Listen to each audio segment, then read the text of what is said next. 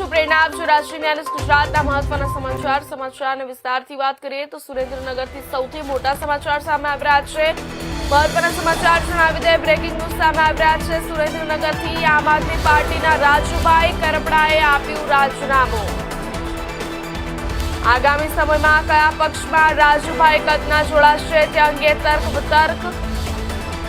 રાષ્ટ્રીય સંયોજક અરવિંદ કેજરીવાલે પત્ર લખી રાજીનામું આપ્યું। પ્રદેશ અધ્યક્ષ અને ખેડૂત નેતાની નારાજગી સામે આવી। તાજેતરમાં બોટાદમાં કડદાકાંડ મામલે તેઓ જેલમાં ગયા હતા। મહત્વના સમાચાર જણાવી દઈએ સુરેન્દ્રનગરથી મોટી અપડેટ સામે આવી રહી છે। આમ આદમી પાર્ટીના રાજુભાઈ કરપડાએ રાજીનામું આપ્યું છે। આગામી સમયમાં કયા પક્ષમાં રાજુભાઈ કદના જોડાશે તે અંગે તર્ક વિતર્ક। રાષ્ટ્રીય સંયોજક અરવિંદ કેજરીવાલને પત્ર લખી રાજીનામું આપ્યું। પ્રદેશ અધ્યક્ષ અને ખેડૂત નેતાની નારાજગી સામે આવી। તાજેતરમાં બોટાદમાં કડદાકાંડ મામલે તેઓ જેલમાં ગયા હતા।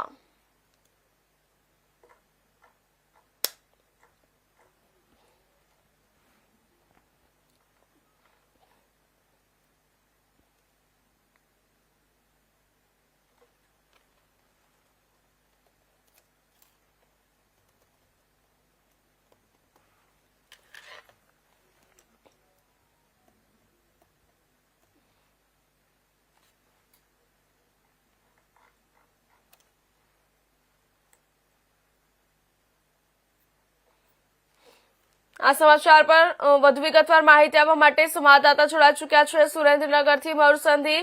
જી મયુર, રાજુભાઈ કરપડાના રાજીનામા પાછળનું મુખ્ય કારણ શું સામે આવી રહ્યું છે? ચોક્કસ અત્યારે તો કઈ કહી શકાય તેમ નથી। રાજુભાઈ કરપડા જયારે જેલવાસ ભોગવી અને જયારે બહાર આવ્યા પછી એક પ્રેસ કોન્ફરન્સનું જે સુરેન્દ્રનગરમાં આયોજન કરવામાં આવ્યું હતું ત્યારે તે એવું કઈ લાગતું હતું કે ગમે ત્યારે એ પક્ષમાંથી રાજીનામું આપી શકે તેવી પરિસ્થિતિ હતી।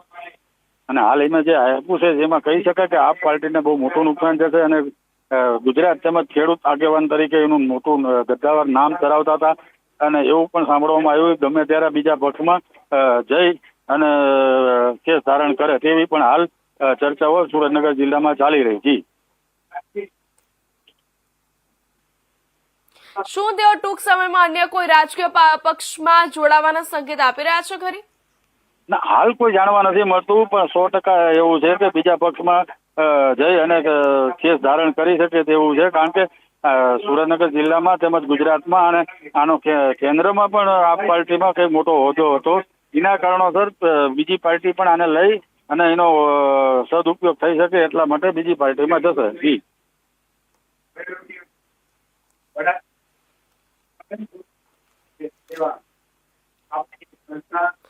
જી મયુર, શું તેઓ ટૂંક સમયમાં અન્ય કોઈ રાજકીય પક્ષમાં જોડાવાના સંકેત આપી રહ્યા છે ખરી? 100% 100% ગમે ત્યારે એવા સમાચાર આવશે કે હવે આ પાર્ટીમાં એ જોઈન થયા પણ હાલ કોઈ પાર્ટીનું નામ સામે નથી આવી રહ્યું પણ આપણે કહી શકાય કે ભાજપમાં જોડાય તેવી હાલ પરિસ્થિતિ જણાઈ રહી છે। જી ધન્યવાદ મયુર માહિતી બદલ। સમાચારમાં આગળ વાત કરીએ તો પાલનપુર ખાતે વડાપ્રધાન